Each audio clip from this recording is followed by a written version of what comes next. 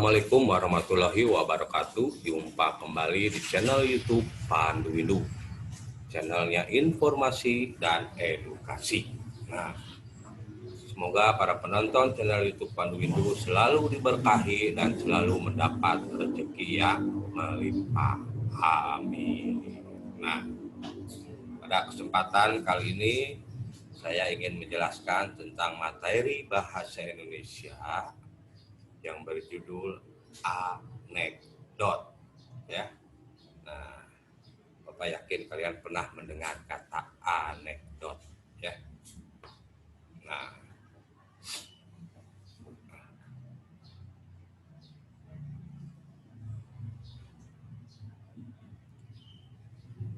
pengertian anekdot, ya. Jadi pengertian anekdot itu sebuah cerita singkat dan lucu yang menarik untuk mengungkapkan suatu kebenaran yang lebih umum, ya. Atau ada juga pengertian anekdot itu cerita lucu yang digunakan untuk menyindir, ya. Nah, menyindir di sini bebas, bisa menyindir siapa saja, ya. Biasanya mengkritik, ya, kebijakan dari pemerintah ataupun yang lain. Nah, dibuatlah anekdot, ya. Jadi kesannya lucu, ya. Paham ya?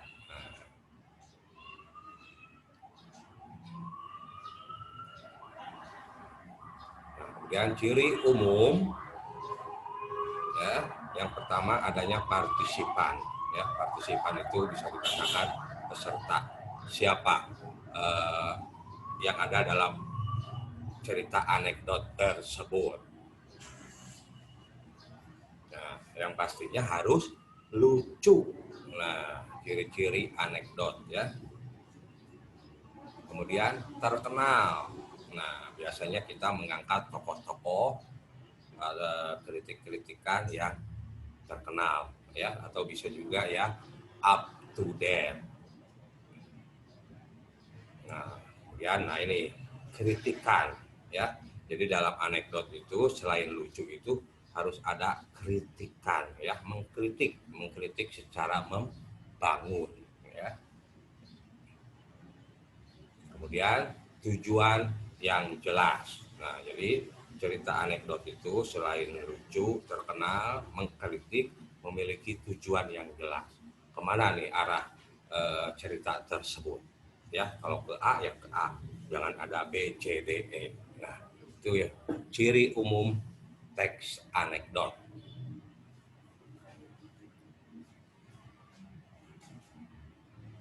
Nah, kemudian, ada ciri kebahasaan, ya, dalam teks anekdot.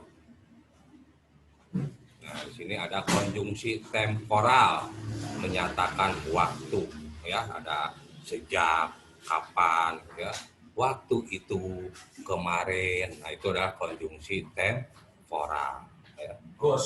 Kemarin. Nah, kemudian ada retoris, ya, pertanyaan yang tidak memerlukan jawaban. Nah, biasanya si penanya sudah tahu jawabannya tanpa dijawab. Nah, itu disebut dengan kalimat tanya retoris, ya. Apakah kita akan diam saja melihat kelas ini kotor? Nah, ini, ya, ini kalimat tersebut adalah retoris. Yang dibutuhkan adalah tindakan, bukan jawaban, ya. Kemudian proses material, keterangan lampau. Nah, itu, ya. Jadi ke masa lalu, ya, kemarin, minggu lalu, bulan itu kemarin. Nah, itu yang disebut dengan proses material. Nah, kemudian ada bermajas, ya, kiasan, gaya bahasa. Nah, itu bisa menggunakan majas-majas banyak, ya. Majas-majas itu ada personifikasi, ada metafora, ada litotes, ada hiperbola, ada metonimia, ada paradoks, dan lain-lain. Kemudian ada intrinsik dan ekstrinsik. nilai atau unsur pembangun. Kalau intrinsik itu yang ada dalam ceritanya. Misalkan temanya apa nih yang mau kita tulis jadi sebuah cerita anekdot. Kemudian tokohnya siapa saja. Kemudian karakter tokohnya bagaimana, ya. Kemudian amanat apa yang akan disampaikan dalam anekdot itu. Kemudian ada sudut pandang, ya. Jadi si penulis itu dalam cerita anekdot itu sebagai apa? Apakah sebagai tokoh utama, apa sebagai tokoh pembantu, ya. Nah, itu. Nah, ini ciri kebahasaan, ya. Ada 5. Berikutnya, nah ini baru kita masuk ke struktur anekdot, ya. Nah, ada yang disebut dengan abstraksi, ada yang disebut dengan orientasi, krisis, reaksi, dan koda. Ya, kita jelaskan satu per satu. Yang pertama abstraksi. Nah, ini ya, struktur teks anekdot yang pertama disebut sebagai abstraksi. Nah, ini bagian di awal paragraf yang berfungsi memberi gambaran tentang isi teks, biasanya menunjukkan hal unik yang akan terjadi di dalam teks. Ya, biasanya ada di awal, ya. Misalkan pada suatu hari, nah contohnya itu seorang kakek sedang berjalan kaki. Nah, itu yang disebut dengan abstraksi, ya. Kemudian yang kedua, ada yang disebut dengan orientasi. Nah, bagian yang menunjukkan awal kejadian cerita atau latar belakang bagaimana peristiwa terjadi.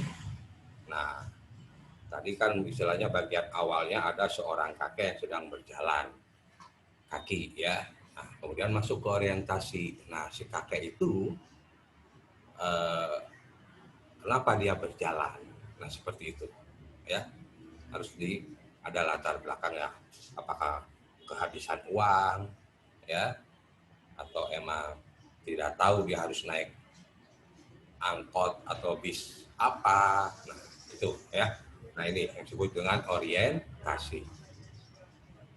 Kemudian yang ketiga, nah, krisis. Nah, bagian di mana terjadi hal atau masalah yang unik atau tidak biasa yang terjadi pada penulis atau orang yang diceritakan. Nah, ini sudah mulai masuk ceritanya di bagian tengah, krisis atau masalah apa yang terjadi dalam cerita tersebut, ya. Nah, kemudian yang keempat ada reaksi. Nah, bagian bagaimana cara penulis atau orang yang ditulis menyelesaikan masalah yang timbul di bagian krisis tadi, ya. Nah, jadi reaksi sebuah cerita dalam anekdot itu, ya. Kalau ada dialog berarti pasti ada reaksi, ya. Kemudian yang terakhir, nah, ada koda, ya. Koda itu penutup atau simpulan, ya. Nah, bagian akhir dari cerita unik tersebut bisa juga dengan memberikan kesimpulan yang dialami penulis atau tokoh. Nah, itulah 5 struktur teks anekdot, ya. Bisa dipahami, ya. Nah, kemudian ada contoh.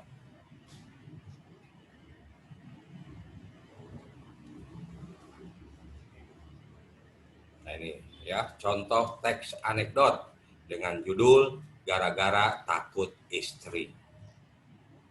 Nah, ini, ya.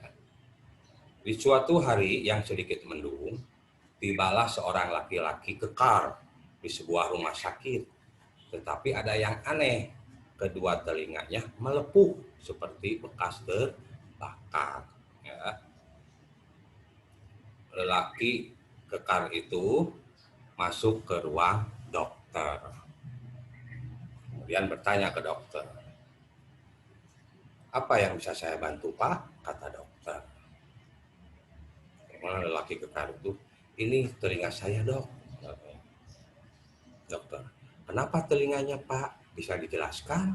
Nah, kemudian lelaki kekar itu menjawab, jadi begini ya Pak Dokter, nah kekar-kekar begini, nah, saya itu takut istri katanya. Jadi kemarin itu istri saya sedang berada di luar rumah dan nyuruh saya nyetrika baju. Nah, ada telepon masuk, lantaran takut itu dari istri saya. Nah, saya spontan menempelkan setrika ke telinga kanan saya dong. Dokter, wah saya paham rasanya takut istri. Terus telinga kiri Bapak kenapa? Dan lelaki kekar itu menjawab lagi, itu dia dok. Telepon yang pertama nggak jadi keangkat karena saya diceritan. Ada yang nelpon jadi dua-duanya kena. Nah, seketika itu dokter mengambil setrika lalu menempelkannya di muka lelaki kekar itu. Ya. Nah, jadi lucu juga ceritanya ya. Ada seorang laki-laki kekar tinggi besar, dia takut sama istri. Nah, ini contoh teks anekdot ya. Nah, kemudian ada contoh strukturnya.